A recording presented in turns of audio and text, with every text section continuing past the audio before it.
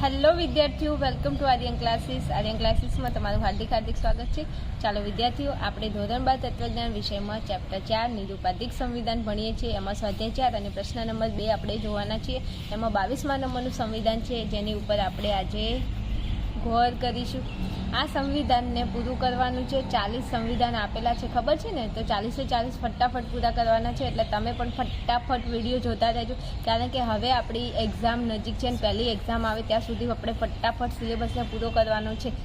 Ready? એટલે તમે ફટાફટ થોડો ટાઈમ કાઢી અને ફટાફટ બધા સંવિધાન પૂરા કરી દેજો. અને હું વિદ્યાર્થીઓ, મારા જે ઓફલાઈન ક્લાસીસમાં જે વિદ્યાર્થીઓ હોય છે એમને તો હું એટલી મહેનત કરાવું છું આ વિષયમાં કે લોકો ના ચાહતા, એમને ખબર પણ ન હોય કે તત્વજ્ઞાનમાં 100માંથી 100 માર્ક્સ કેવી રીતે આવી ગયા, 100માંથી 90 માર્ક્સ, 99, 95 માર્ક્સ કેવી રીતે આવી જાય છે. પણ એ લોકોને હું મહેનત એવી કરાવું છું.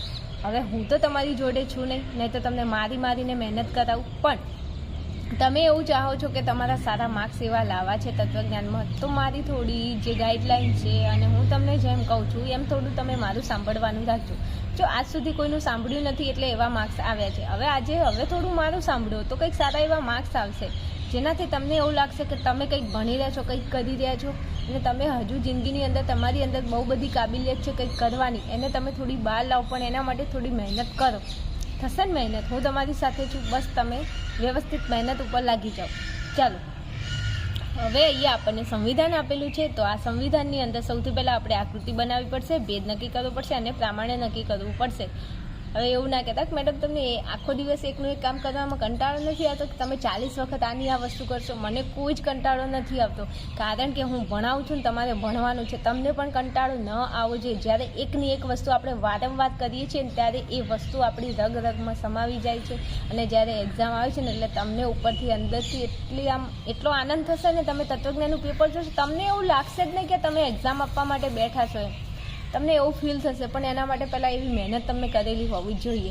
ચાલો, સૌથી પહેલાં આપણે આકૃતિ બનાવીશું. બીજું વિદ્યાર્થીઓ, આપણે હજુ અહીંયા દોષ પણ જોવો પડશે કે નહીં? તો આ દોષની અંદર આપણે તપાસ કરીશું. હવે તમે જુઓ કે અહીંયા તમને પદચતુષ્ટયનો દોષ દેખાય છે. તો જો અહીંયા કોઈ એવું પદ નથી કે જે 4 વખત આવતું હોય અને એક જ પદ એ જુદા અર્થમાં વપરાયેલું હોય, એવું નથી. તો અહીંયા પદચતુષ્ટયનો દોષ આવતો નથી. ઓકે, ચાલો બીજું. તો અહીંયા તમે જુઓ કે અહીંયા નથી એવું નથી. 2 નથી છે પણ અહીંયા છે. 3 વખત નથી હોય તો વ્યાવર્તક આધાર વિધાનનો દોષ થાય, પણ એવું પણ નથી. પછી વિદ્યાર્થીઓ, અહીંયા નથી હોય અને નીચે છે હોય, એવું જો સંવિધાનની અંદર આપેલું હોય તો નિષેધવાચક આધાર વિધાન પરથી વિધિવાચક ફલિતનો દોષ થાય. ઓકે, તો એવું પણ નથી. પછી અહીંયા વિદ્યાર્થીઓ, અહીંયા સર્વ અને નીચે કેટલાક, અથવા સર્વ, કોઈ પણ અને કેટલાક એવું ક્યાંય હોય સંવિધાનની અંદર તો અહીંયા અસ્તિત્વલક્ષી ભાવાર્થનો દોષ થાય. ઓકે, તો એવું પણ નથી. આનો મતલબ એવો છે કે અહીંયા કાં તો અવ્યાપ્ત મધ્યપદનો દોષ આવતો હોય, ક્યાં તો પક્ષાતિક્રમ સાધ્યાતિક્રમનો દોષ આવતો હશે. તો સૌથી પહેલાં આપણે આકૃતિ ભેદ અને પ્રામાણ્ય, આકૃતિ ભેદ નક્કી કરી દઈએ, પછી પ્રામાણ્યની અંદર કયો દોષ થાય છે એની તપાસ કરી લઈએ. ચાલો, શું કરીશું? તો કંઈ નહીં, આકૃતિ બનાવીશું. આકૃતિ બનાવવા માટે સૌથી પહેલાં શું કરવાનું કે 3 ટપકા કરીને જે છેલ્લું વિધાન હોય એ જોવાનું. એનું જે પહેલું પદ હોય એને જ કહેવાય પક્ષપદ, બીજું પદ હોય એને કહેવાય સાધ્યપદ. તો હવે જે જગ્યાએ કલાત્મક પક્ષપદ હોય ત્યાં શું મૂકી દેશો? કલાત્મક હોય ત્યાં પ મૂકી દેશો, મૂલ્યવાન હોય ત્યાં તમે સા મૂકી દેશો. ચલો, મૂકી દીધું. હવે આ પુરાતત્વ એ શું છે? તો એક જ જેવું પદ હોય એને કહેવાય મધ્યપદ. તો આ આપણું મધ્યપદ છે. તો હવે શું કરવાનું? તો કંઈ નહીં, ટેન્શન નહીં લેવાનું. હવે અહીંયા સાઈડમાં આપણે આકૃતિ બનાવવી પડશે. તો પહેલું વિધાન હોય એને કહેવાય સાધ્ય વિધાન. આ વિધાન છે ને એને સાધ્ય વિધાન કહેવાય. બીજું વિધાન છે ને એને પક્ષ વિધાન કહેવાય. આ ત્રીજું વિધાન છે ને એને ફલિત વિધાન કહેવાય. ચાલો, હવે સાધ્ય વિધાનમાં આપણે શું કરશું? તો આ પ્રતીકોને બહાર લાવશું ને, તો કે મ અને સા, તો લખી દો મ અને સા. ચલો, પછી પક્ષ વિધાનમાં મ અને પ, તો લખી દો મ અને પ. ચલો, છેલ્લે ફલિત વિધાનમાં તો પસા હોય જ, જોવાની જરૂર પણ ના પડે, અહીંયા પસા હોય જ. ચાલો, હવે મધ્યપદને મધ્યપદથી જોડો. ચલો, જોડી દીધું. મધ્યપદને મધ્યપદથી જોડો. હવે શું કરશો? તો કે બાકી રહેતી જે લાઈન હોય એને ખેંચી લો. તો ચાલો, હવે બાકી રહેતી લાઈનને ખેંચી લઈશું. આટલું થઈ ગયું. તો હવે તમે અહીંયા ધ્યાન આપશો કે આપણી આકૃતિ બનીને તૈયાર થઈ ગઈ છે. તો વિદ્યાર્થીઓ, તમે અહીંયા જોઈ શકો છો કે શું અહીંયા ઊંધો સી છે. તો આકૃતિ કઈ બનશે? તો કે ત્રીજી આકૃતિ બનશે. ઊંધો સી હોય એ આપણી કઈ આકૃતિ હોય? તો કે ત્રીજી આકૃતિ બને. ઓકે, તો ચાલો હવે આપણે અહીંયા લખવું પડશે કે આ સંવિધાનમાં જો અહીંયા સાધ્ય વિધાનમાં મધ્યપદ ઉદ્દેશ્યના સ્થાને છે અને પક્ષ વિધાનમાં મધ્યપદ ઉદ્દેશ્યના સ્થાને છે. તો આપણે એવું લખી શકીએ કે આ બંને આધાર વિધાનમાં મધ્યપદ ઉદ્દેશ્યના સ્થાને છે. તો આ સંવિધાનમાં મધ્યપદ કયું છે? મધ્યપદનું નામ શું છે? તો પુરાતત્વો. તો લખી શકો પુરાતત્વો એ કોના સ્થાને છે? તો કે બંને આધાર વિધાનમાં ઉદ્દેશ્યના સ્થાને છે. કોના? ઉદ્દેશ્યના સ્થાને છે. તેથી આ સંવિધાન કઈ આકૃતિનું બને છે? તો કે ત્રીજી આકૃતિનું બને છે.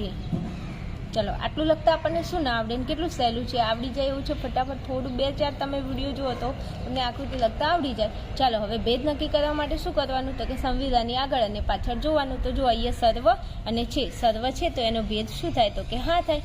અહીંયા છે કેટલાક અને અહીંયા છે નથી, તો કેટલાક નથી એનો ભેદ થાય ન. અહીંયા છે કેટલુંક નથી, તો કેટલુંક કે કેટલાક એનો ભેદ થાય ન. આ આગળના વિડીયોમાં સમજાવી દીધું છે. કોઈને ના ખબર પડતી હોય તો આગળના વિડીયો જઈને જોઈ લેવા. ચાલો હવે ભેદમાં લખવાનું કે સાધ્ય વિધાન, આ પહેલું વિધાન છે ને એને કહેવાય સાધ્ય વિધાન. સાધ્ય વિધાનમાં શું છે? હા છે તો લખો હા. સાધ્ય વિધાન હા.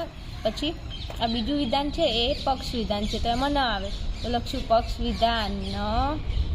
અને છેલ્લું વિધાન હોય એને કહેવાય ફલિત વિધાન. તો ફલિત વિધાન ન છે. તેથી આ સંવિધાનનો ભેદ શું થાય? તો કે હા, ન અને ન. આ સંવિધાનનો ભેદ શું થયો? હા, ન અને ન. ચાલો હવે આપણે પ્રમાણે નક્કી કરીશું. તો પ્રમાણે નક્કી કરવા માટે આપણે દોષ ચેક કરીશું. તો ચાલો આપણે સૌથી પહેલાં દોષને તપાસ કરી લઈએ. મને તો ખબર છે કે આ સંવિધાનની અંદર કયો દોષ થાય છે, એટલે હું તમને ચેક કરીને બતાવી દઉં છું. કારણ કે બધા દોષ ચેક કરવા જાઉં તો વિડીયો લોંગ થઈ જાય. તો આ જે સંવિધાન છે એમાં સાધ્યાતિક્રમનો દોષ થાય છે. તો ચલો સાધ્યાતિક્રમનો દોષ હું તમને ચેક કરીને બતાવું છું. તો વિદ્યાર્થીઓ, સાધ્યાતિક્રમનો દોષ થતો હોય તો એમાં તમારે સાધ્યપદને ચેક કરવાનું થાય. તો સાધ્યપદ આવે કઈ જગ્યાએ એ તો તમને ખબર હોવી જોઈએ ને. તો મારા વાલા વિદ્યાર્થીઓ, જે સાધ્યપદ હોય એક તો સાધ્ય વિધાનમાં આવે અને બીજું ક્યાં આવશે? તો કે ફલિત વિધાનમાં આવશે. રેડી? તો હવે તમે અહીંયા થોડું ધ્યાન આપશો તો કે આ સાધ્ય વિધાન છે એમાં સાધ્યપદ હશે. તો જો આ રહ્યું આપણું સાધ્યપદ, દેખાય છે? તો કે હા દેખાય છે. પછી ફલિત વિધાનમાં સાધ્યપદ આવે તો ક્યાં છે? આ રહ્યું સાધ્યપદ. તો જો આ મૂલ્યવાન એ અને આ મૂલ્યવાન એ. હવે હું એમ કહું છું કે આ જે મૂલ્યવાન છે એ વ્યાપ્ત છે કે અવ્યાપ્ત છે એ તમે અહીંયા લખો, અને આ મૂલ્યવાન છે એ વ્યાપ્ત છે કે અવ્યાપ્ત છે એ તમે અહીંયા લખો. ચલો અહીંયા હવે હું તમને એમ કહું છું કે આ જો અહીંયા આ સાધ્ય વિધાન છે એમાં આ મૂલ્યવાન છે. હવે આ સાધ્ય વિધાનમાં આપણું આ મૂલ્યવાન જે સાધ્ય પદ છે આ સાધ્ય પદ અવ્યાપ્ત છે કે વ્યાપ્ત છે એ તમારે નક્કી કરવું પડે. તો સાધ્ય વિધાનમાં આપણું આ સાધ્ય પદ મૂલ્યવાન એ અવ્યાપ્ત છે કે વ્યાપ્ત છે એ તમે કેવી રીતે નક્કી કરશો? તો એ નક્કી કરવા માટે તમારે આ કોષ્ટકનો ઉપયોગ કરવો પડે. કારણ કે આ કોષ્ટક છે અહીંયા કે વ્યાપ્ત કે અવ્યાપ્ત. તો હવે એ વ્યાપ્ત બને કે અવ્યાપ્ત બને એ મારે કેવી રીતે નક્કી કરવું? તો એના માટે તમારે સાધ્યપદ જે વિધાનમાં હોય એ વિધાનનો તમે ભેદ જુઓ. હવે જો આ સાધ્યપદ ક્યાં છે? તો કે આ રહ્યું અહીંયા. તો આ સાધ્યપદ એનો ભેદ શું થાય? હા થાય. તો અહીંયા તમારે હા વિધાનમાં જોવું પડે. જે મેં અહીંયા કીધું છે, અહીંયા લખેલું છે જો હા વિધાન. તો ચલો હા વિધાન તો હું જોઈશું. કેમ હું હા વિધાન જોઉં છું? તો એટલા માટે કે આપણું સાધ્યપદનો ભેદ, સાધ્યપદ જે વિધાનમાં છે સાધ્ય વિધાનમાં એનો ભેદ હા થાય છે. તો આપણે અહીંયા હા વિધાનને ચેક કરીશું. હવે હા વિધાનમાં હું ઉદ્દેશ્ય પદ જોઉં કે વિધેય પદ જોઉં? તો તમારે આપણું આ સાધ્યપદ કોના સ્થાને છે? ઉદ્દેશ્યના સ્થાને હોય તો અહીંયા ઉદ્દેશ્યની લાઈન જુઓ, વિધેયના સ્થાને હોય તો વિધેયની લાઈન જુઓ. હવે તમે અહીંયા જુઓ આપણું જે આ સાધ્યપદ છે કોના સ્થાને છે? જો આગળ હોય તો ઉદ્દેશ્યનું સ્થાન કહેવાય, પાછળ હોય તો વિધેયનું સ્થાન કહેવાય. હવે આ સાધ્યપદ પાછળની સાઈડ છે તો પાછળ હોય તો આપણે વિધેયપદ જોવાનું. તો આપણે હા વિધાન જોઈશું ને હા વિધાનની અંદર વિધેયપદ જોઈશું. તો જો તમે આ આપણું હા વિધાન અને હા વિધાનની લાઈનમાં વિધેયપદ જુઓ તો કેવું છે? તો કે અવ્યાપ્ત છે. તો જો આપણું આ સાધ્યપદ છે એ સાધ્ય વિધાનમાં કેવું બને છે? તો કે અવ્યાપ્ત બને છે કે નહીં? તો કે હા અવ્યાપ્ત બને છે. હવે તમે જુઓ આપણું આ ફલિત વિધાન છે તો ફલિત વિધાનમાં આપણું સાધ્યપદ કેવું બને છે એ ચેક કરવું પડશે ને? તો કે હા કરવું પડશે. તો ફલિત વિધાનમાં આપણું સાધ્યપદ વ્યાપ્ત છે કે અવ્યાપ્ત છે એ કેવી રીતે નક્કી કરશો?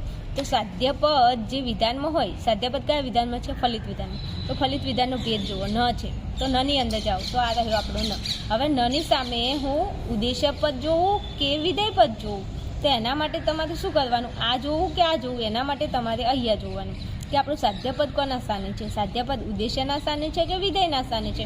આગળ હોય તો આગળ ઉદ્દેશ્ય હોય તો ઉદ્દેશ્ય જુઓ, પાછળ હોય તો પાછળ વિધેય હોય તો વિધેયને જુઓ.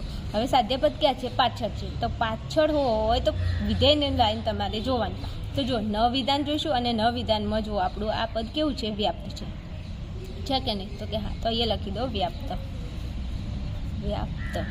તો વિદ્યાર્થીઓ અહીંયા આપણું જે સાધ્યપદ છે એ અહીંયા સાધ્ય વિધાનમાં અવ્યાપ્ત છે અને ફલિત વિધાનમાં કેવું છે, વ્યાપ્ત છે. તો અહીંયા જો આપણું સાધ્યપદ સાધ્ય વિધાનમાં અવ્યાપ્ત હોય અને ફલિત વિધાનમાં વ્યાપ્ત હોય તો અહીંયા સાધ્યાતિક્રમનો દોષ થાય 100%. રેડી? ખ્યાલ આવે છે કે નથી આવતો? તો હવે આપણે પ્રામાણ્યની અંદર લખીશું, શું લખીશું કે આપણું સાધ્યપદ આ સંવિધાનમાં આપણું સાધ્ય વિધાનમાં કેવું છે, અવ્યાપ્ત છે.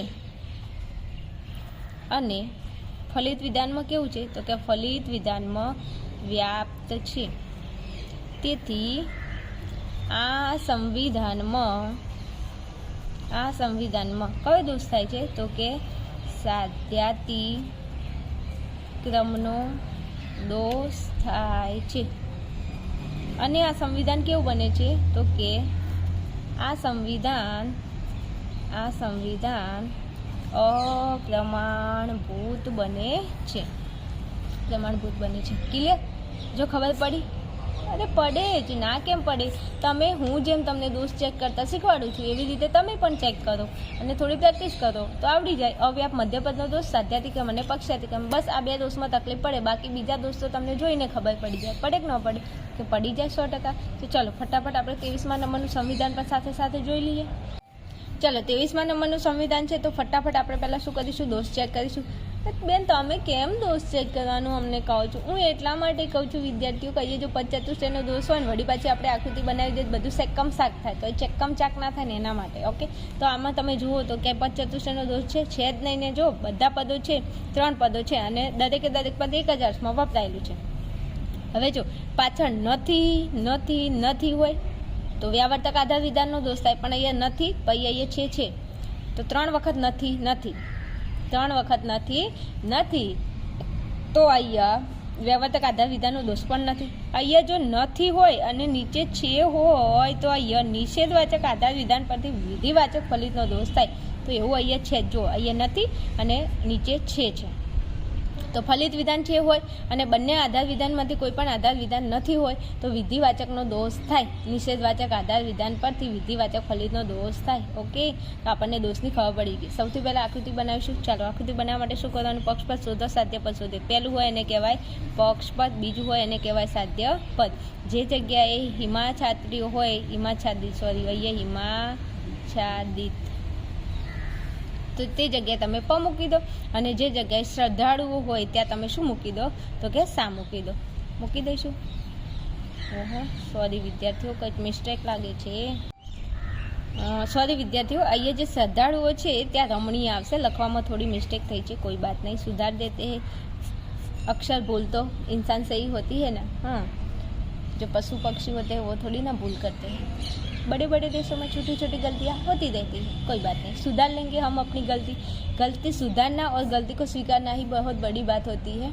इसलिए जब भी तुम गलती करो, जब भी तुमसे कोई भूल हो जाए तो स्वीकार कर लेना, तो वो तुम्हारी भूल सुधर जाएगी. ચાલો હવે અહીંયા આ હિમાચ્છાદિત એ આપણું પક્ષપદ છે.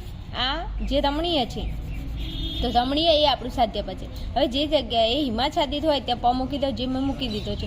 જે જગ્યાએ રમણીય હોય ત્યાં તમે સા મૂકી દો, તો આ રમણીય છે તો ત્યાં હું સા મૂકી દઈશ. ચલો પર્વતો બંને આધાર વિધાનમાં એક સરખું આવતું પદ, સેમ ટુ સેમ આવતું પદ હોય એને કહેવાય મધ્યપદ. તો લખી દો મધ્યપદ. તો આપણું શું થઈ ગયું, મધ્યપદ. હવે આકૃતિ બનાવીશું. તો આકૃતિ બનાવવા માટે અહીંયા લખશું સાવી, સામાજિક વિજ્ઞાન નહીં, પવી પક્ષ વિધાન, અને છેલ્લે હોય એને કહેવાય ફલિત વિધાન. ચાલો આટલું થઈ ગયું. હવે સાવીની અંદર મતલબ સાધ્ય વિધાનની અંદર મ અને સા, તો એ લખી દઈશું મ અને સા.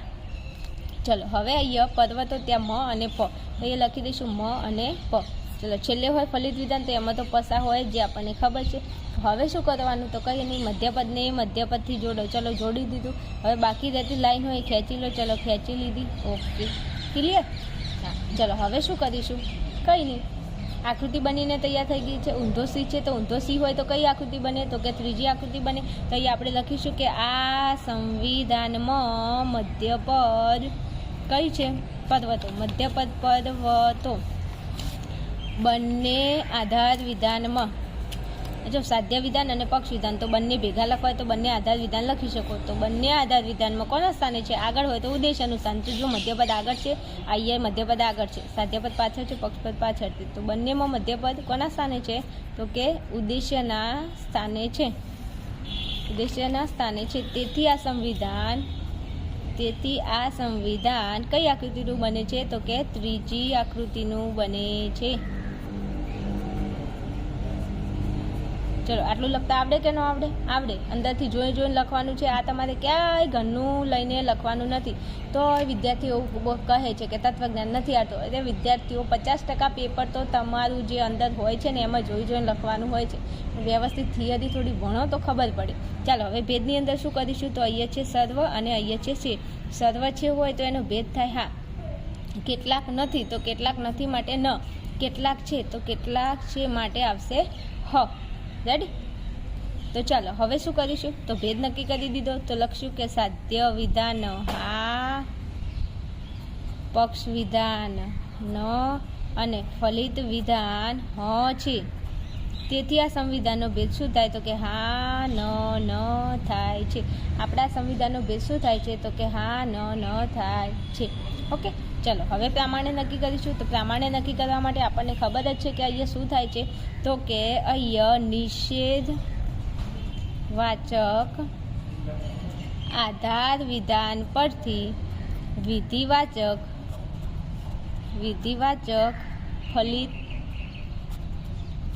વિધિવાચક ફલિતનો દોષ થાય છે અને આ સંવિધાન અપ્રમાણભૂત બને છે. કેવું બને છે? તો કે આ સંવિધાન અપ્રમાણભૂત બને છે. ઓકે, ક્લિયર છે? જો અહીંયા મેં લખ્યું છે કે આ સંવિધાન કેવું બને છે? તો કે અપ્રમાણભૂત બને છે. રેડી? ચલો આપણો જવાબ આવી ગયો છે. હવે વિદ્યાર્થીઓ શું કરવાનું? તો કંઈ નહીં, આટલો વિડીયો પૂરો કરી અને આગળના વિડીયોની અંદર ચૂપચાપ આવી જવાનું અને શાંતિથી ભણવાનું. બીજું વિડીયો ગમે તો એને લાઇક શેર કરતા રહેજો. ચેનલને સબસ્ક્રાઈબ કરીને જજો. તો કોઈ પણ નવો વિડીયો હોય તો તમારા સુધી ફટાફટ નોટિફિકેશન આવી જશે અને તમને ભણવાની પણ મજા આવશે. તત્વજ્ઞાનમાં સારા એવા માર્ક્સ પણ આવશે.